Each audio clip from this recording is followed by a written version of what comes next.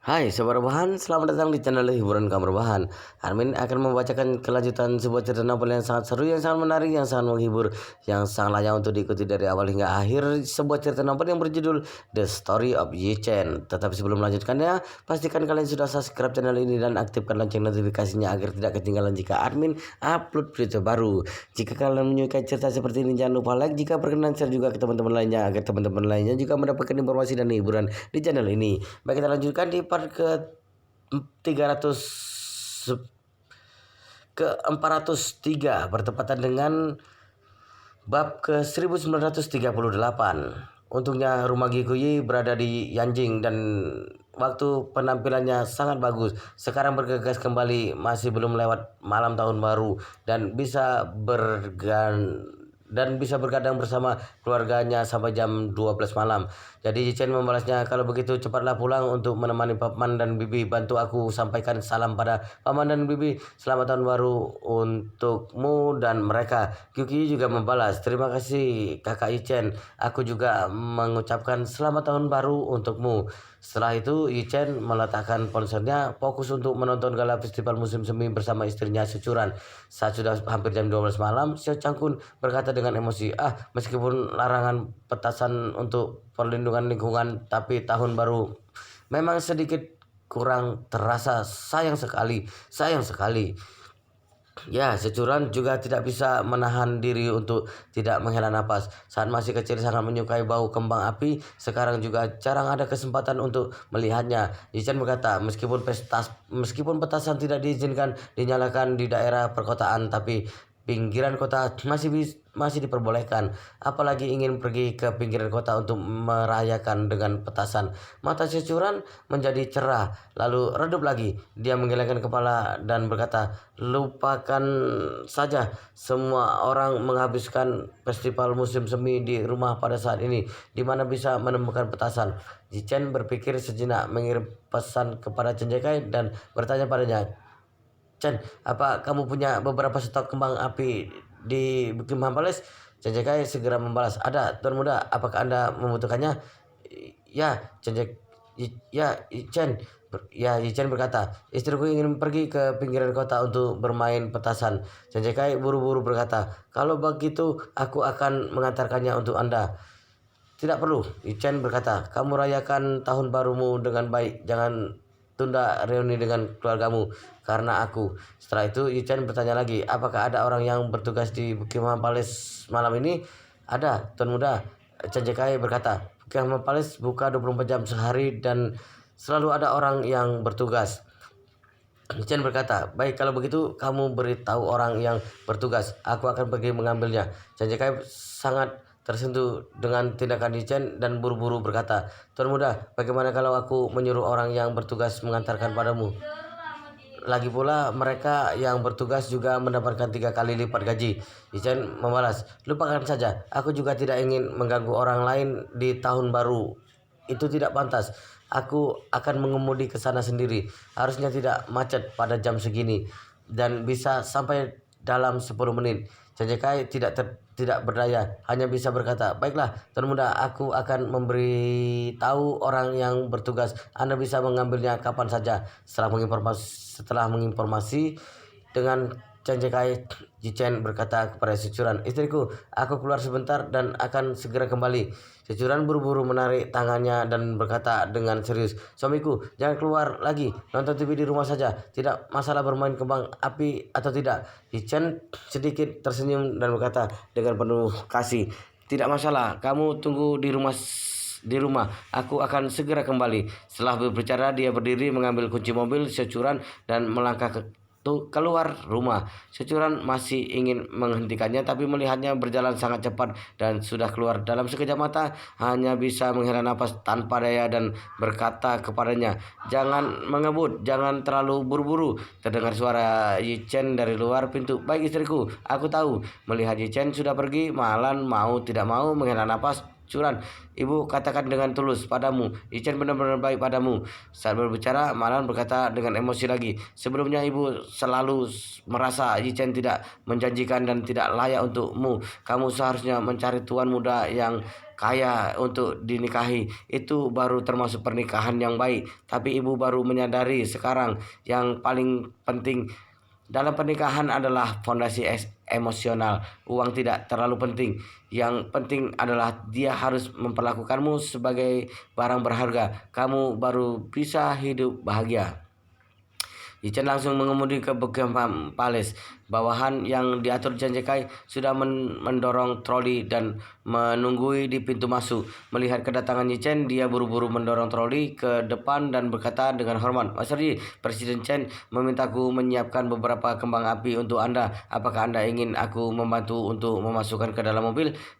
Chen mengangguk, membuka bagasi dan berkata, "Sudah merepotkanmu."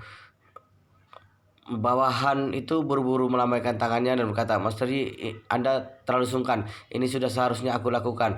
Setelah itu beberapa kotak besar kembang api sudah dimasukkan ke dalam bagasi mobil BMW. Ichen mengucapkan terima kasih dan mengemudi kembali. Pada saat yang sama dia menelpon securan memintanya untuk dan mertuanya untuk bersiap-siap langsung masuk ke dalam mobil dan saat dia sampai dan mencari tempat di mana bisa menyalakan kembang api untuk menemukan suasana tahun baru.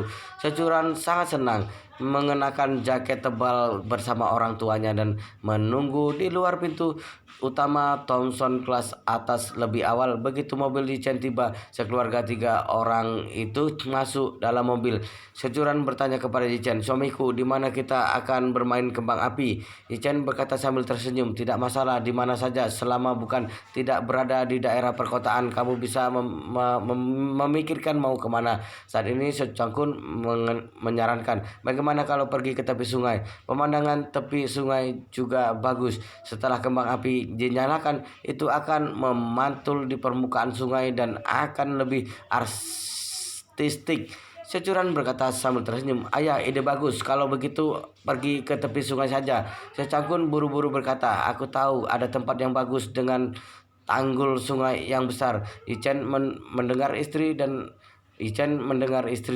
ayah mertuanya berbicara tentang tepi sungai. Hatinya tiba-tiba teringat dengan Song Wanting dari keluarga Song. Sebelumnya saat Song Wanting menghantarkan pulang pernah melewati sungai Yangtze, dia mengusulkan untuk meminta dirinya menemaninya jalan-jalan di sepanjang sungai. Ichen juga tidak banyak berpikir dan langsung menyetujuinya, dan akhirnya tidak disangka setelah kembali dari jalan-jalan di tepi sungai, Song Wanting mengantarkannya sampai ke pintu utama Villa Thomson kelas atas, kemudian berinisiatif menciumnya di dalam mobil. Adegan itu masih tersimpan dalam ingatan Yichen. Terkadang saat memikirkannya, Yichen akan merasakan kehangatan yang sedikit berbeda. Yichen sambil berpikir sembarangan sambil mengendarai mobil sampai ke sungai Yangtze di bawah arahan Xiao Changkun. Hal yang membuatnya tidak menyangka adalah sungai yang diarahkan oleh ayah mertuanya ternyata adalah tempat yang Song Wanting bawa dia kemari. Karena saat ini adalah malam tahun baru, tidak ada seorang pun di sekitar. Setelah Yichen memarkirkan mobil dan membawa beberapa kotak kembang api dengan ayah mertuanya dan berjalan ke bawah tanggul sungai. Di atas tanggul sungai penuangan beton, Yichen menempatkan kembang api pada jarak tertentu. Di sisi lain, Secangkun tidak bisa menahan dorongan hatinya dan menyalakan 2 set petasan. Suara petasan yang meriah bergema di tepi sungai tiba-tiba membuat orang merasakan suasana tahun baru. Saat petasan padam, Yichen berkata kepada Securan, "Curan, aku akan menyalakan kembang api." Securan segera mengeluarkan ponselnya dan berkata dengan penuh semangat, "Suamiku, tunggu sebentar, aku akan mode video dulu." Baik, setelah Securan mengeluarkan ponselnya dan menyalakan kamera, Yichen baru menyalakan sumbu kembang api. Kembang api berwarna-warni membumbung ke langit dan meledak di permukaan sungai. Permukaan sungai yang luas mencerminkan warna-warna indah kembang api yang meledak di langit. Securan benar-benar sangat senang. Setelah satu kelompok kembang api padam, Yichen segera menyalakan kelompok kedua dan diikuti oleh kelompok ketiga dan kelompok keempat. Sampai semua kembang api padam, wajah Securan sudah memerah karena kegembiraan. Dia sudah lama tidak merasakan suasana menyalakan kembang api dan petasan pada malam tahun baru seperti ini. Jadi saat ini dia sangat bersemangat seperti anak kecil. Secangkun dan Malan juga sangat bahagia. Tahun baru ini sangat berarti bagi keluarga empat orang ini, dan malam tahun baru yang begitu sempurna ini membuat mereka merayakan kebahagiaan yang belum pernah ada sebelumnya. Jam 12 malam tahun baru ini juga merupakan hari pertama tahun baru. Ichen menyalakan kembang api terakhir dan Seo Changkun juga menyalakan petasan terakhir. Securan meletakkan kedua tangannya di sisi mulut dan berteriak, "Suamiku, ayah, ibu, selamat tahun baru." Malan bersandar pada Kruk juga berteriak dengan penuh semangat, "Selamat tahun baru." Secangkun mengangkat kepalanya untuk melihat kembang api. Kecemerlangan yang berlian tercermin di wajahnya. Wajah yang sudah banyak keriput penuh dengan kebahagiaan. Saat ini Secangkun mau tidak mau memikirkan hal making di dalam hatinya. Ini juga merupakan festival musim semi pertama setelah handmaking kembali ke dalam negeri setelah lebih dari 20 tahun. Si Cangkun diam-diam mengeluarkan ponselnya dan mengirim pesan ke handmaking. Hanya ada 6 kata di WeChat itu. "Making, selamat tahun baru." Ponsel Jichen sudah dibombardir oleh notifikasi WeChat berturut-turut. Banyak orang mengirimkan ucapan selamat tahun baru padanya saat ini, tapi dia tidak bisa membalasnya satu persatu. Jadi dia memposting teks di momen selamat tahun baru untuk semua kerabat dan teman-teman. Malam ini ribuan lampu di Jinling menyala. Yichan sekeluarga bahkan bermain sampai jam 1 pagi di tepi sungai, kemudian baru pulang. Kebanyakan orang tenggelam dalam rasa kebahagiaan yang unik di tahun baru. Hanya keluarga Nyonya Besar Xiao yang masih berjuang keras dengan kelaparan. Pada siang hari ini, Zhang Guipen tidak tahu membeli di mana TV tua 21 inci ini. Bahkan TV buruk semacam ini masih lengkap. Paling-paling hanya bisa dijual dengan harga puluhan yuan. Orang biasa hampir tidak mau meliriknya. Namun bagi Zhang Guipen dan yang lainnya, TV tua yang lusuh ini memungkinkan mereka menonton seluruh gala festival musim semi, memberi mereka kepuasan dan kebahagiaan yang luar biasa. Mereka menonton TV sambil makan semua makanan malam tahun baru yang sudah mereka siapkan, dan akhirnya bahkan tidak menyisakan sedikit pun sup sayuran. Setelah selesai makan di ruang tamu, mereka bertiga tidak lupa membawa TV kembali ke kamar Zhang Guipen untuk mencegah keluarga Nyonya Besar Xiao mengambil keuntungan apapun dari mereka. Nyonya Besar Xiao dan Xiao Wei selalu mengincar beras di tungku dupa, jadi menahan lapar sampai jam 1. Baru akhirnya Zhang Guipen dan lainnya tertidur. Setelah Zhang Guipen dan lainnya tertidur, mereka mulai bersiap untuk memasak bubur. Beras di tungku dupa tidak terlihat bagus karena sudah terkena terlalu banyak abu dupa. Tapi Nyonya Besar Xiao dan Xiao Wei yang sudah sangat lapar sama sekali tidak peduli tentang ini. Mereka tidak mengatakan sepatah kata pun, membawa tungku dupa ke dapur dengan wajar, lalu menuangkan beras dan mencucinya sehingga bersih. Setelah itu segera memasak bubur dengan beras ini. Beras di tungku dupa hampir lebih dari setengah kilogram dan menjadi sepanci besar bubur. Saat memasak semuanya, Nyonya Besar Xiao dan Xiao Wei masing-masing minum semangkuk dulu saat bubur baru saja matang. Setelah itu mereka merasa tidak cukup kenyang, jadi masing-masing minum semangkuk lagi. Setelah merasa sedikit hambar, keduanya diam-diam memasukkan garam dan kecap yang dibeli oleh Zhang Guipen dan yang lainnya ke dalam bubur mangkuk dan minum. Zhang Guipen berusaha tidak meninggalkan kesempatan yang jelas bagi Nyonya Besar Xiao, tapi setelah memikirkan segala kemungkinan, dia juga tidak menyangka Nyonya Besar Xiao akan mengambil beras di tungku dupanya serta garam dan kecapnya. Hari berikutnya, hari pertama tahun baru. Securan sedikit lelah karena keluar bermain tadi malam, jadi dia masih belum bangun. Yichen sudah bangun dan membuat secangkir teh untuk dirinya di ruang tamu lantai bawah. Di waktu luangnya dia melihat momen Selain momen memberi ucapan selamat tahun baru, dia juga melihat sebuah momen yang diposting oleh Song Wanting. Hari ini berangkat ke Jepang. Estimasi waktu 1 minggu selama periode ini. Silakan hubungi Tuan Song Rong Yu untuk hal-hal terkait di Chinling. Ichen sedikit terkejut, tidak disangka Song Wanting pergi ke Jepang pada hari pertama tahun baru. Pada saat yang sama, A04 yang di sebelah. Zhang Guipen dan lainnya bangun lebih awal. Meskipun hari ini adalah hari pertama tahun baru, tapi mereka masih harus pergi ke supermarket untuk bekerja dan mencari uang. Hal pertama yang dilakukan Zhang Guipen saat bangun pagi adalah menancapkan dupa pada gambar Dewi Guanyin, meminta Dewi Guanyin untuk memberkatinya di tahun baru dengan kedamaian dan kelancaran. Dia menyalakan 3 dupa, membuat permintaan, bersujud, dan saat dia berdiri untuk menancapkan 3 dupa ke dalam tungku dupa, tiba-tiba menyadari sepertinya ada yang tidak beres. Awalnya saat dupa ditancapkan ke dalam beras di tungku dupa akan ada rasa redaman yang jelas. Namun sekarang dia tidak bisa merasakan perasaan apapun. Saat dia melihat lebih dekat, dia langsung meledak dengan marah. Dia berteriak dengan keras, "Wanita tua bermarga Xiao ini bahkan berani mencuri beras di dalam tungku dupaku." Nyonya besar Xiao akhirnya selesai makan dan tidur dengan nyenyak. Namun tidak disangka, pagi-pagi buta, pintu sudah ditendang oleh Zhang Guipen dengan marah hingga terbuka.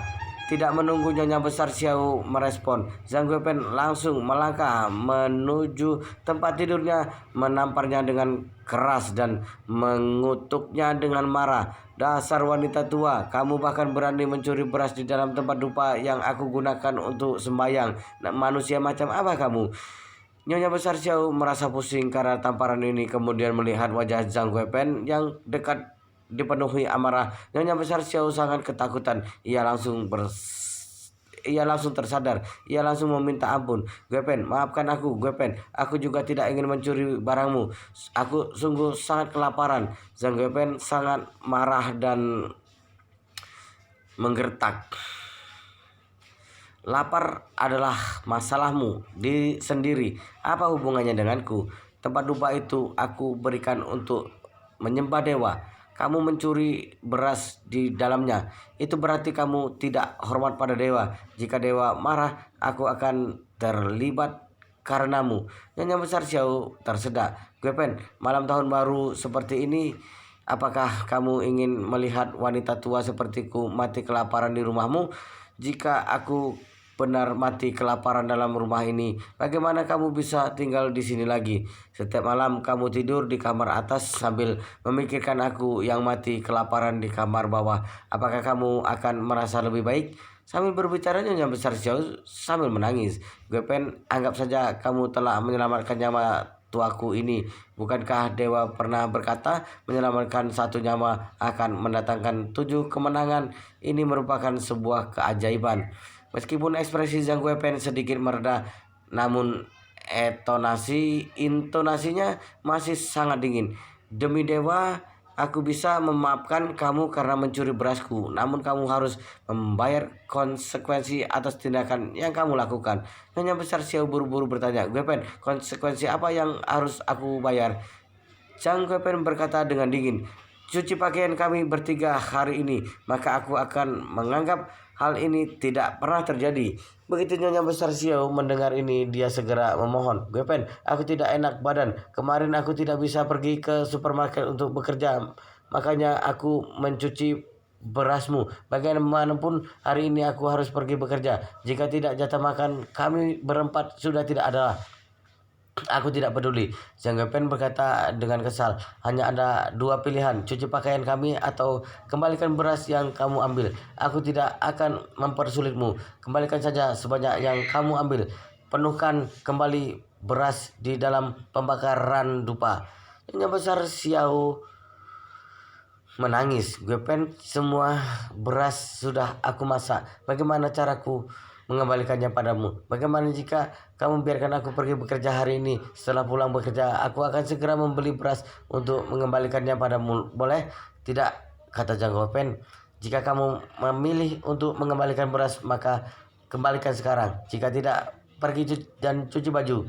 Setelah itu Zhang Guopen mengancam lagi, jika kamu terus bernego bernego, jangan salahkan aku bersikap kasar padamu. Nyonya Besar Xiao melihat ekspresi muram Zhang Guopen. Ia tahu bahwa wanita ini jelas tidak sedang bercanda dengan dirinya. Saat ini ia seorang diri, bagaimana bisa dirinya menjadi lawannya? Jadi Nyonya Besar Xiao hanya bisa mengangguk sambil menangis. Ia berkata, iya, aku mencucinya sekarang juga.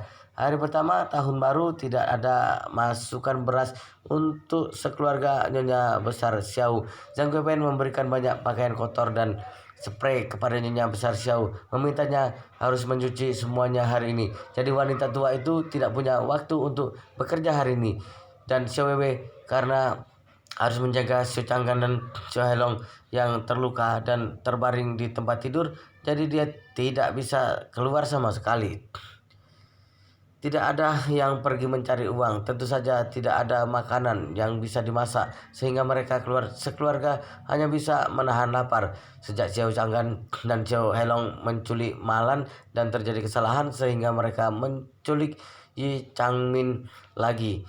Hingga saat ini keempat anggota keluarga Xiao sudah sangat kurus, hidup mereka sangatlah buruk, dan keluarga Yi Chen yang berada di sebelah sedang mengemasi barang-barang mereka pada siang hari pada hari pertama tahun baru. Pergi ke villa spa yang diberikan Chen Jekai kepada Yi Chen. Sekeluarga berencana untuk bersantai di villa spa selama 2 hari. Malam hari ketika tiba di villa spa, Yi Changmin sedang duduk di rumah sewa yang bobrok. Ia tampak bosan dengan pangsit yang dia pesan. Sejak Yi Chen menahannya di kota Jinding, Yi Changmin mengandalkan makanan pesanan untuk bertahan hidup.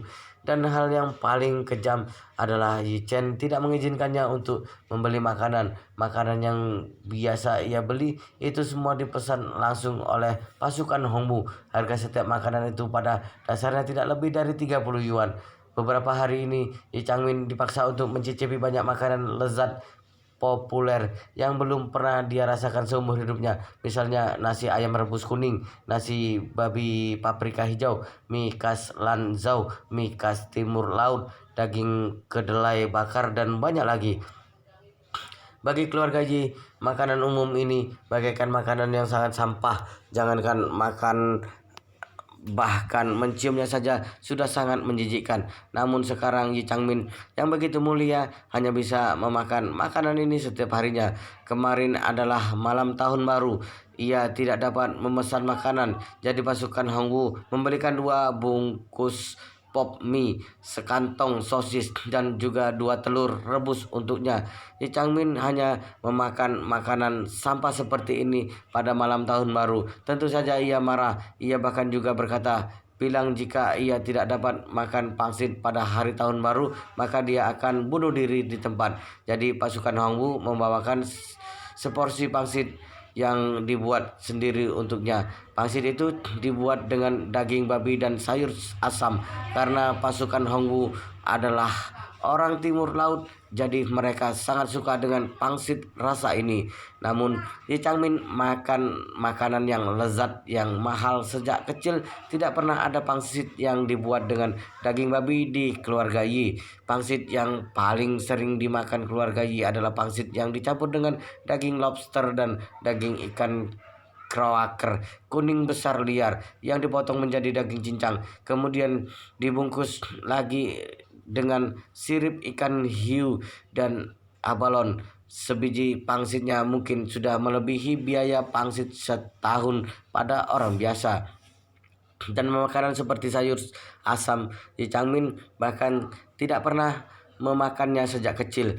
Bagi seorang wanita muda yang tumbuh di keluarga papan atas, makanan sayur asin seperti ini adalah makanan tabu yang tidak akan pernah mereka sentuh. Hampir semua makanan yang difermentasi bagi mereka itu setara dengan racun. Jadi dia hanya mencicipi pangsit babi sayur asam, kemudian ia langsung memuntahkannya, lalu ia berkumur beberapa kali baru dapat menghilangkan rasa asam dari sayur asam ini. Chang Min membuka pintu dengan marah menggertak pasukan Hongbu. Pangsit macam apa yang kamu bawakan untukku? Apakah makanan sialan ini bisa dimakan oleh manusia? Mendengar ini, pria itu langsung menjadi marah.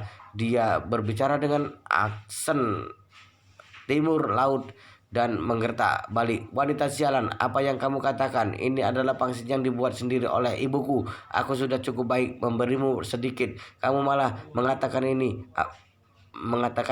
Apakah kamu ingin dipukuli? Wow, luar biasa sekali guys, ceritanya sangat seru, sangat menarik, sangat menghibur, sangat penasaran kita jika tidak mau tahu cerita kelanjutannya. Tetapi sepertinya di part ini, di video ini sampai di sini dulu. Kita akan lanjutkan di part berikutnya di video selanjutnya. Pastikan kalian sudah subscribe channel ini dan aktifkan lonceng notifikasinya agar tidak ketinggalan jika admin upload video terbaru. Jika kalian menyukai cerita seperti ini, jangan lupa like jika berkenan. Share juga ke teman lainnya agar teman-teman lainnya juga mendapatkan informasi dan hiburan di channel ini. Baik, kita lanjutkan di part berikutnya di video selanjutnya.